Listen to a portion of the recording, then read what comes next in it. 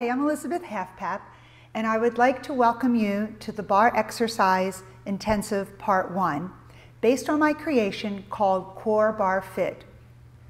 As one of the pioneers in the barre movement industry, with my husband, Fred DeVito, we both published a book called Barre Fitness. I've been teaching and teacher training for 40 years. Gathering all these experiences of these many years, I've now created CoreBarreFit to share with you and increase your knowledge of barre fitness. We created this course in order to cover the foundations and high-level teaching technique for 13 of the most essential barre exercises and the most popular. Thumbs are going to face toward your hips. So thumbs are forward. This way the hand is in its most neutral state, right? A little less tension on the wrist, right? We bend the elbows a little bit and then shift the weight back and then raise your hips up off the floor, right? So very important that hips are parallel, right? So have your foot, your knee, your hip stacked on top of each other, right? Abs are in and elbows are bending. So we have another option, right, of using a pair of weights and having the heavy weights, right? So you have enough room to get your hand under the stem of the weight, and then that gives a little bit more stability and more openness, especially for carpal tunnel, in the wrist area. Once we get in the position, arms length away, small V, bend your knees, lower down about 6 inches. The first range of motion would be down a couple inches, up a couple inches, right? Avoid starting with a pulse with any exercise because the pulse will actually take you out of the form. It's a little too fast of a movement. And then we hold it midway. And then if the student is able, most people are unless they have any knee issues, we would go down all the way down toward the heels, 2 counts down, 2 counts come up. Then I would come in and my first hands-on would be obviously neutral spine. Right. Then I would come in, I would make sure her hips are over her heels and her shoulders are level. So I'm boxing her in to keep shoulders level, hips level. So now her tailbone essentially is over her heels. And now we start to move a couple inches down, a couple inches up. You will feel this ASAP, down and up. Make sure maintain their alignment. Their arms are just a little wider than their shoulder distance. The reason we narrow the V here is because when you lift your heels, it will track the knees more aligned over the toes.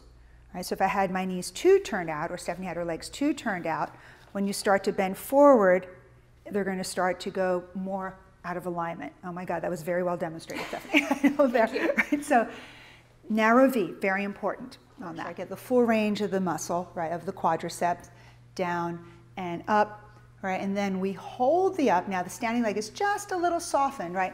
Here's plank feeling here in the abs, right? And then just little lift up an inch, down an inch, a couple inches, right? About 2 sets of 8. You should be, again, being sure here that they avoid leaning on the bar, right? It's easy to do, the bar's right there, right? Just make sure they're shifting their weight forward, and they should be able to lightly let go of the bar at any time if that's a possibility, right? So you know that they're really using their abs and their correct alignment to hold themselves upright. Right? Maintaining, right, of course, the lift of the front body, the tailbone dropping, and then holding, same thing on that side diagonal now. Lifting up at 5 o'clock, up, hold, still parallel. Very challenging to keep the hips level here. Up, hold, then 16 on the beat. That's 16, and then we combo the two. So I would start, if she's on the lifting up phase, you start with that. Lift up, press back. Lift up, press back. Hip piriformis and sciatica. Now, if someone's coming in and inflamed with, really bad, so they're walking, oh my God, my sciatica is really killing me today. I would not have them do any glute work. You want to avoid contracting any of the muscles around the piriformis and the sciatic nerve. So one of the best stretches for them to do would be the yoga half twist. So instead of even doing any strengthening work here, I would not have them do any glute work.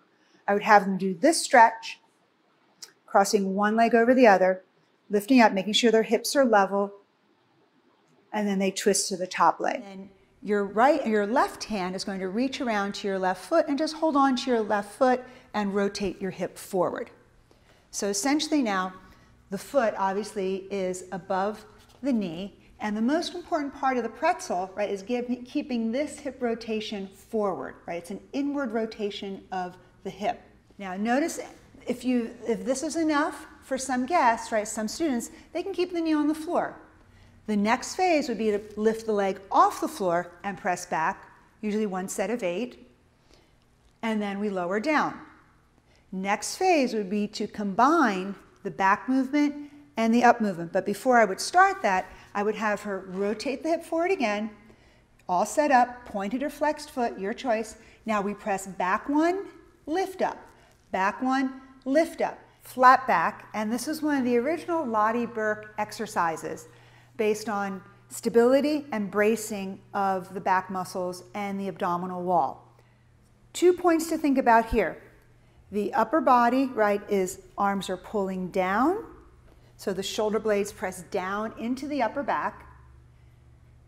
Shoulders are level, abs are in, and now you're lifting up low core, low belly, pelvic floor, low belly, up to the waist, right? So you have these two movements, energies coming together. The shoulder blades pressing down and together, and the lower abdomen pulling up and in, converging right in that navel area.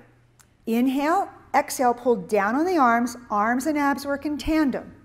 Now just start to lift one leg and then lift the other leg. So alternating, and you only lift as high as you can without moving your abdominal wall. It's very isometric work for the abs right now.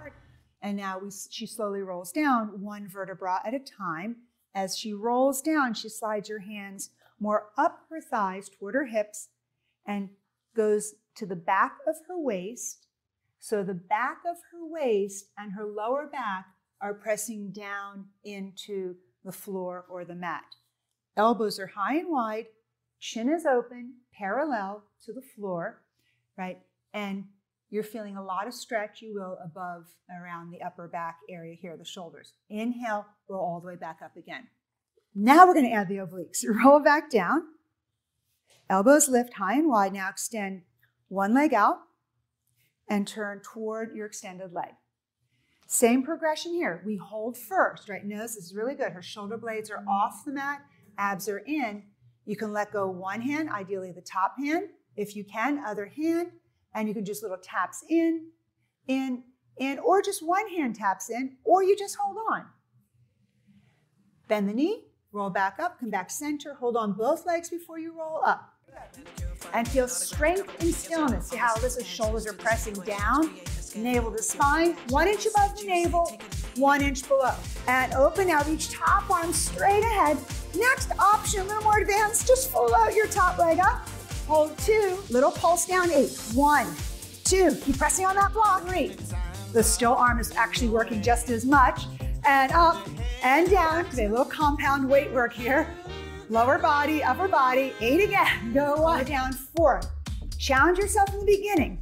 And up, lower down, 5. Good. Exhale up and up. Up touch. It's very small. The leg will lift minimally here. And up. Excellent. Good. And notice how, again, shoulders are down and level. 3 more to go. Go up, up. Remember, abs to spine. Feel the navel really pull in. Right, but feel those inner thighs really strong. 7 and 8. Welcome to your new mind-body connection. Thank you so much, and welcome to being a barre teacher.